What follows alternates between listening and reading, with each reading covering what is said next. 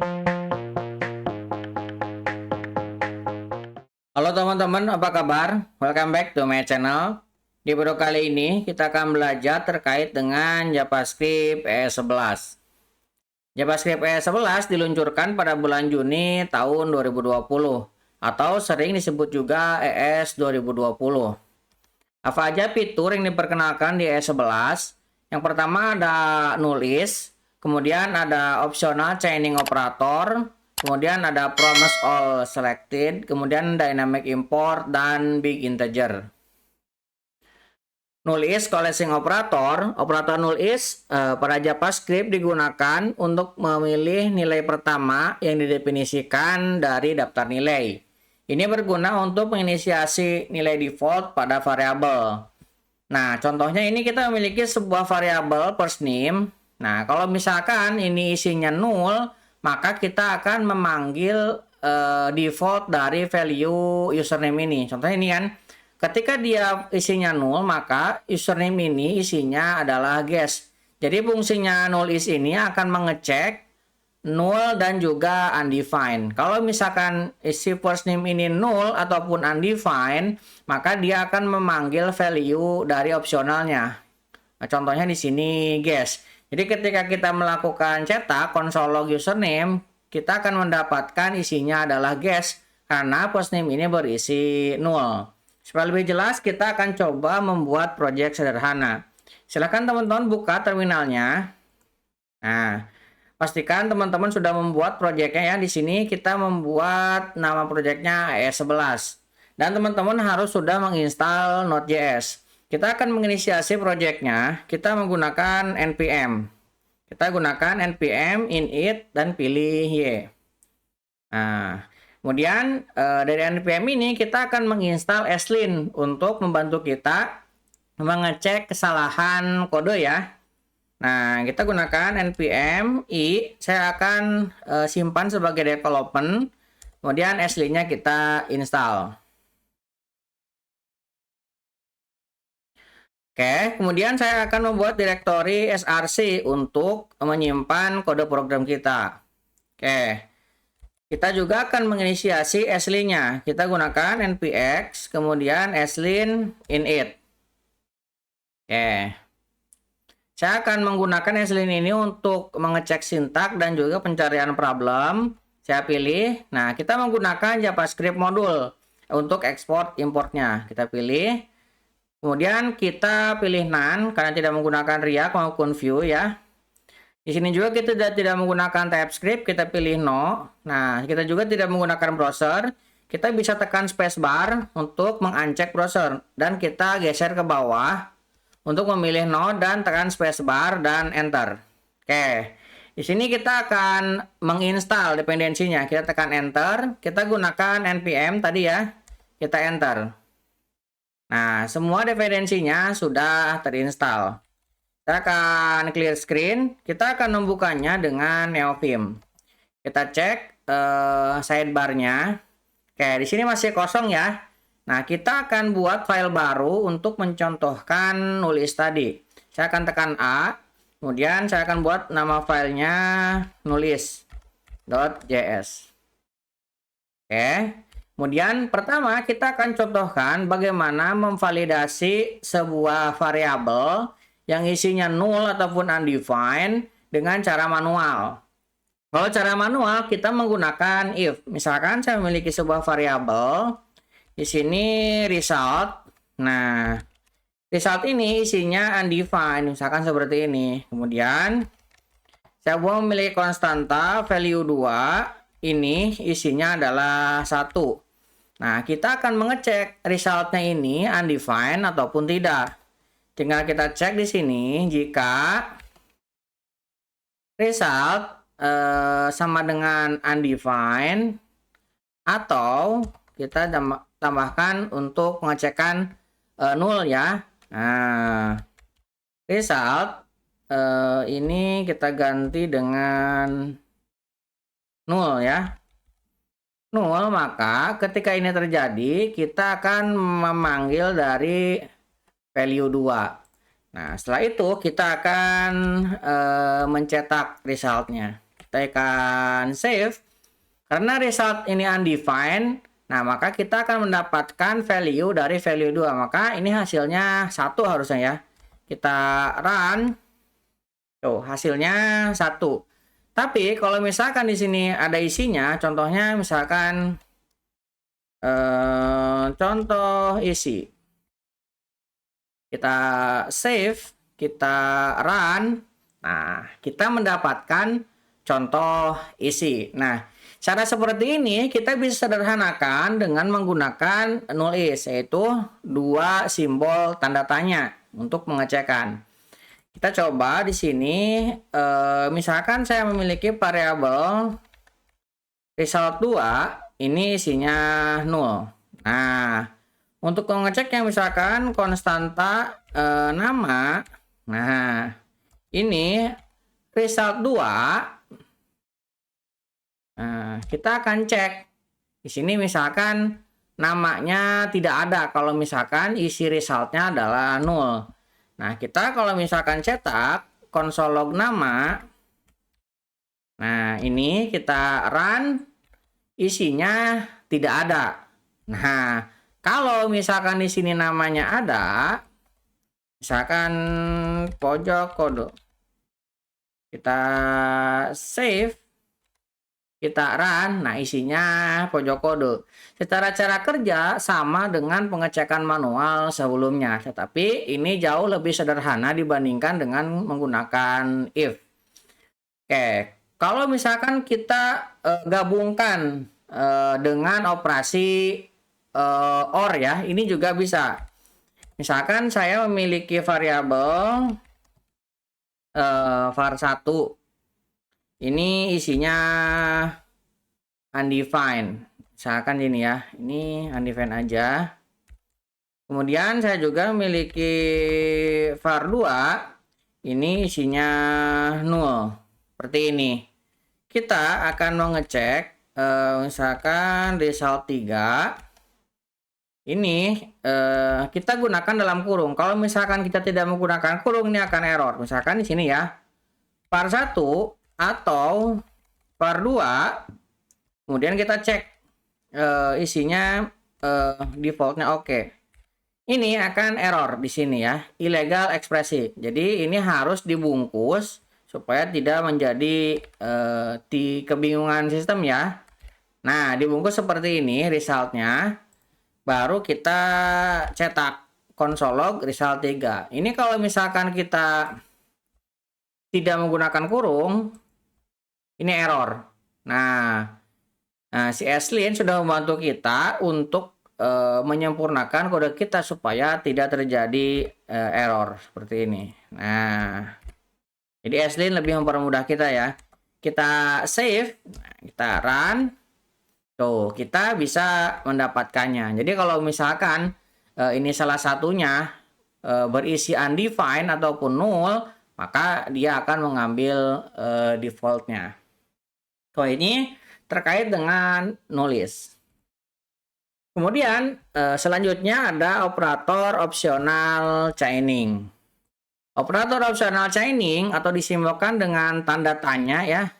Pada JavaScript memungkinkan kita mengakses properti atau memanggil fungsi dari objek yang bersarang tanpa perlu melakukan pemeriksaan eksplisit terhadap nilai null atau undefined. Jika objek yang diakses menggunakan operator ini adalah null atau undefined, ekspresi akan menghasilkan undefined daripada menghasilkan kesalahan.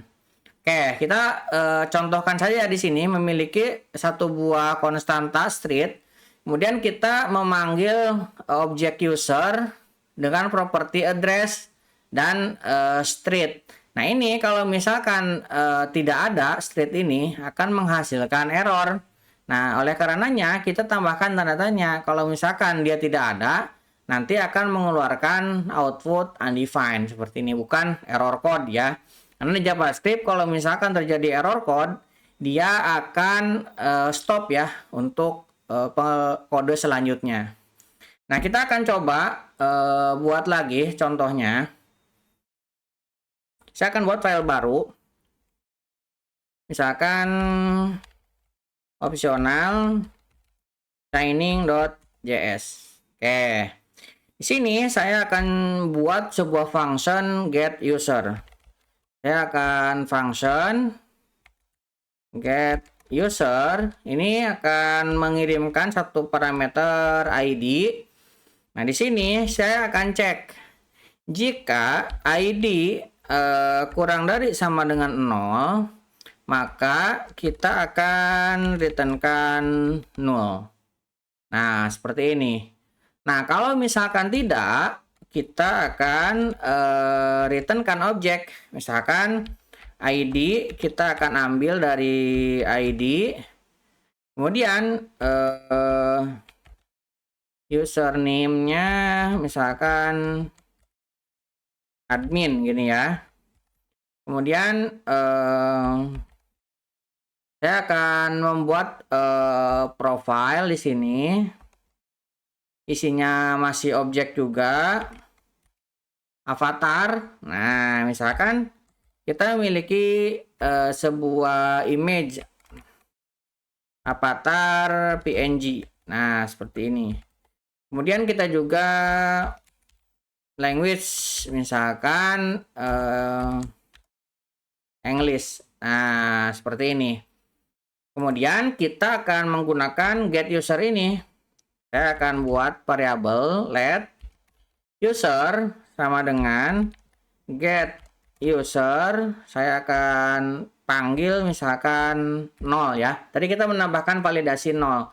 Artinya dia akan mengembalikan 0, bukan mengembalikan objek ya. Nah, kita akan coba cetak. Di sini saya akan coba profile sama dengan user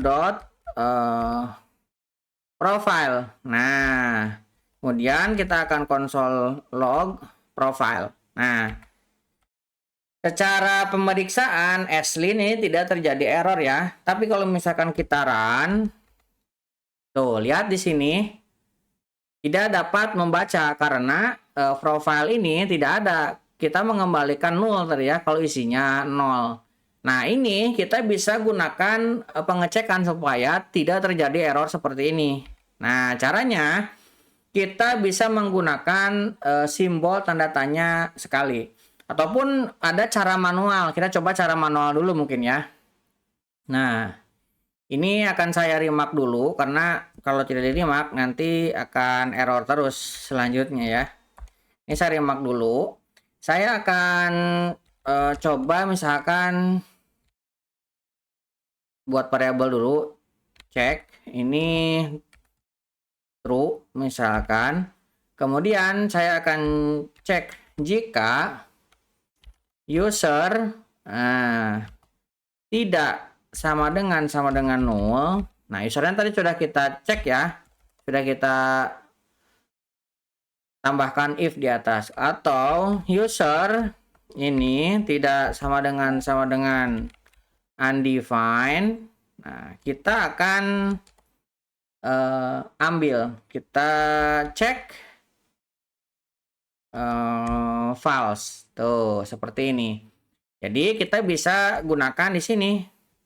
Oke, kita coba lihat dulu di sini. Profile, kita cek. Nah, kalau misalkan dia bernilai true, kita akan ambil profilnya. Kalau tidak, kita akan mengembalikan kosong. Ini kebanyakan. Oke ya. Kita coba run filenya. Tuh, kita mendapatkan 0 ya. Karena di sini sudah ada pengecekan, bukan error yang dikembalikan.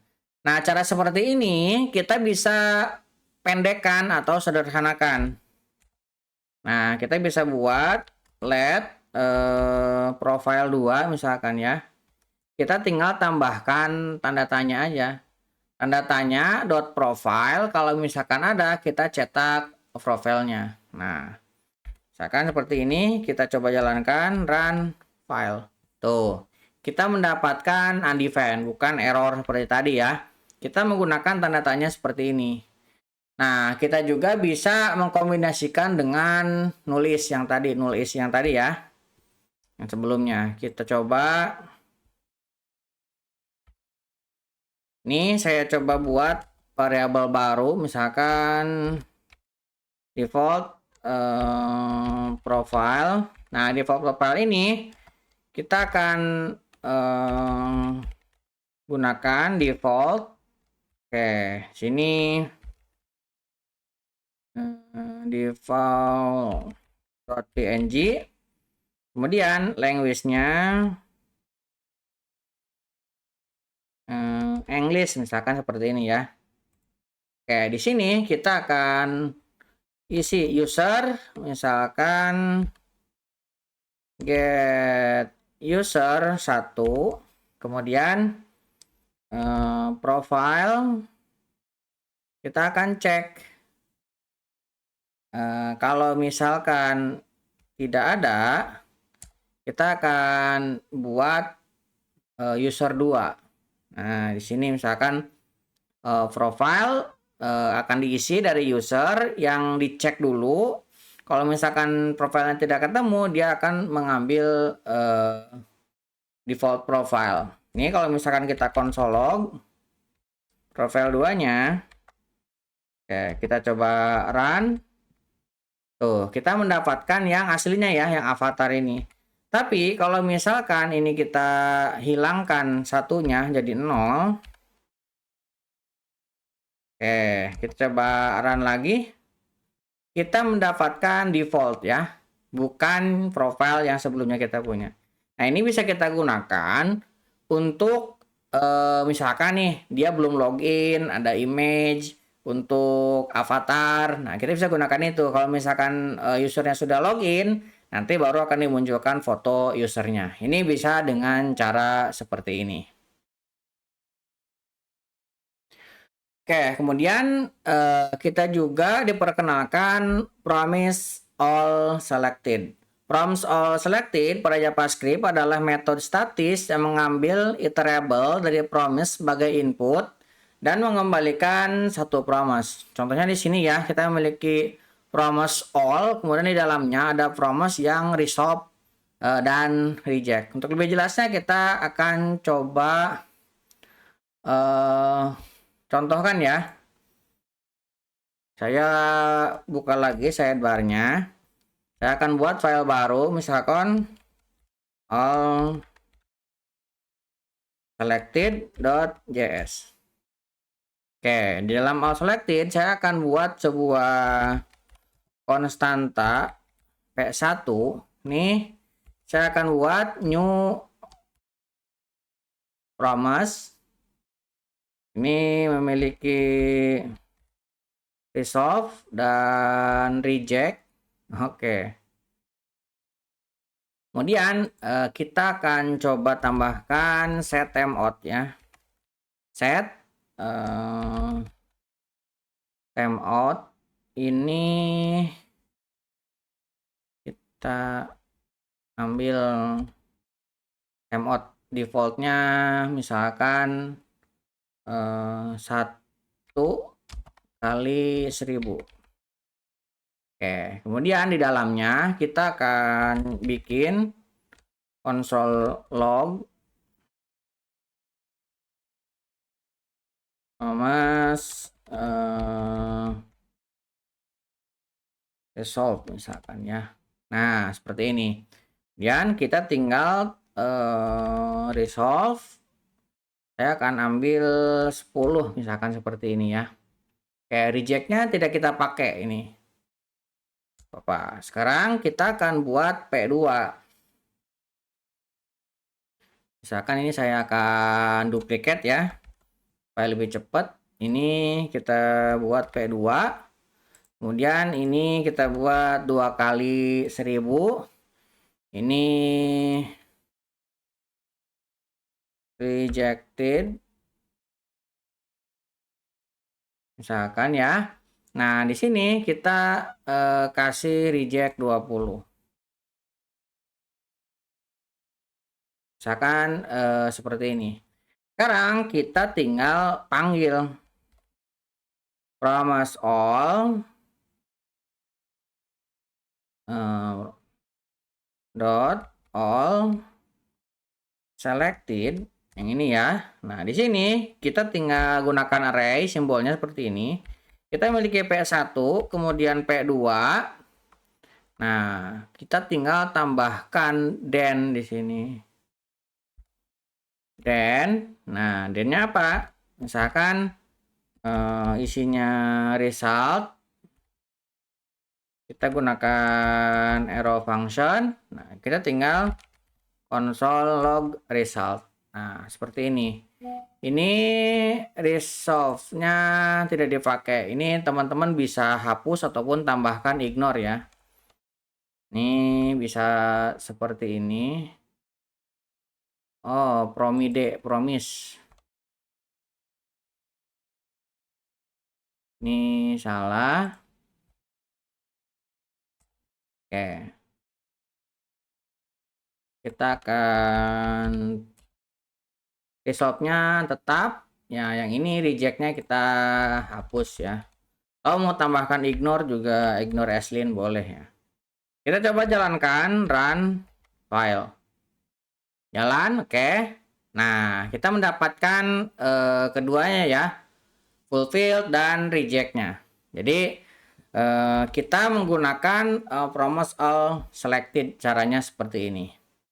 Kemudian diperkenalkan juga dynamic import. Dynamic import pada JavaScript mengacu pada penggunaan ekspresi berfungsi seperti import untuk memuat modul secara dinamis saat runtime. Berbeda dengan import statis standar yang dievaluasi saat waktu pemuatan. Dynamic import hanya dievaluasi saat diperlukan dan memungkinkan fleksibilitas sintak yang lebih besar. Contohnya kita memiliki satu buah fungsi yang kita definisikan pada satu file. Kita ekspor, kemudian kita panggil di file lain dengan menggunakan import. Kita bisa menggunakan kurung kurawal seperti ini, dan kita langsung panggil fungsinya, dan kita bisa gunakan alias, dan kita langsung gunakan. Seperti ini. Untuk lebih jelasnya, kita akan buka lagi filenya. Nah, saya akan membuat file baru.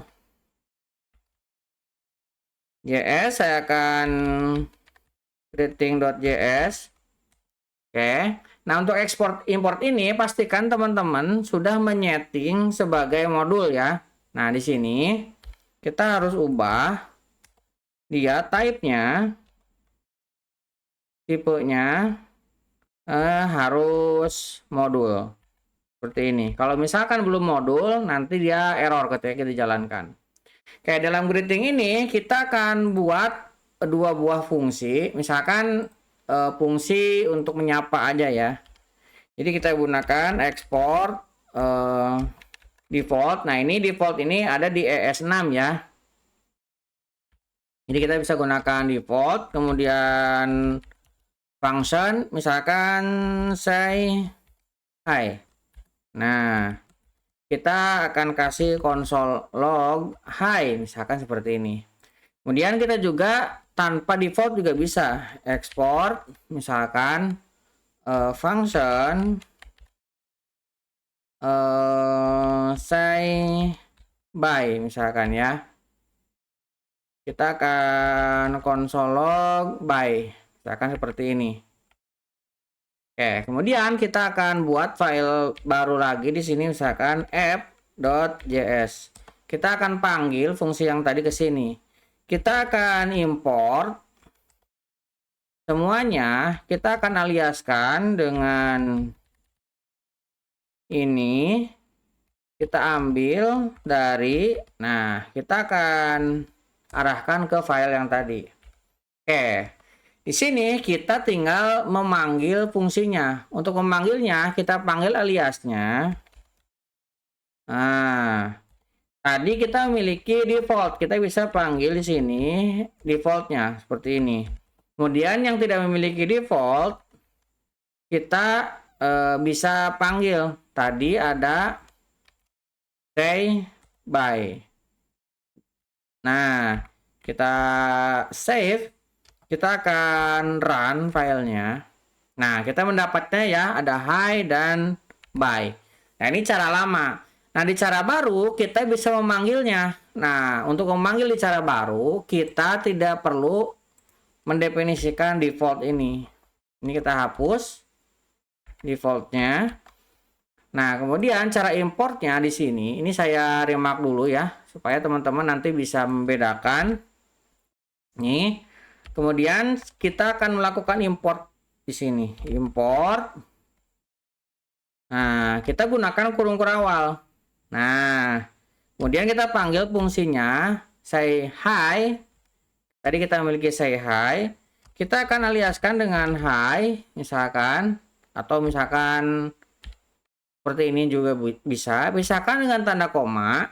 Misalkan say bye. Yang ini kita akan aliaskan dengan bye. Nah, kita tinggal panggil misalkan hi-nya ke sini dan bye-nya ke sini. Ini lebih simple dan lebih sederhana ya. Ini bisa kita run filenya. Ini ada error. Di sini cannot, tidak bisa menemukan greetingnya katanya ya. Nah, ini harus ada ekstensi .js. Kita save, kita run. Nah, sekarang sudah muncul ya say bye-nya. Oke.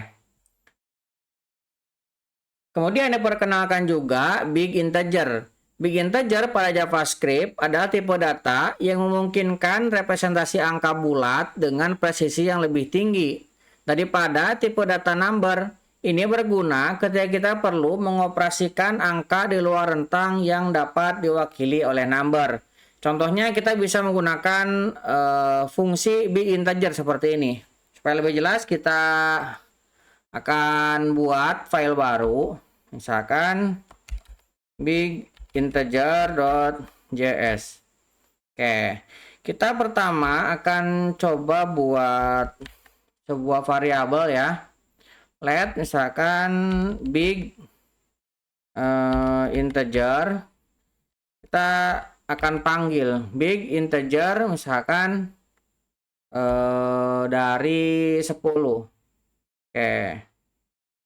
Kita akan coba save, kita run filenya. Tuh.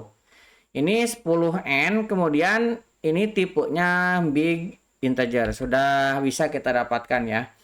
Kemudian kita juga misalkan ada keterbatasan dari sebuah variabel integer. Jadi kalau mentok lah, kita tidak bisa menambahkan lagi. Contohnya misalkan maksimal dari sebuah integer. Saya memiliki sebuah variabel.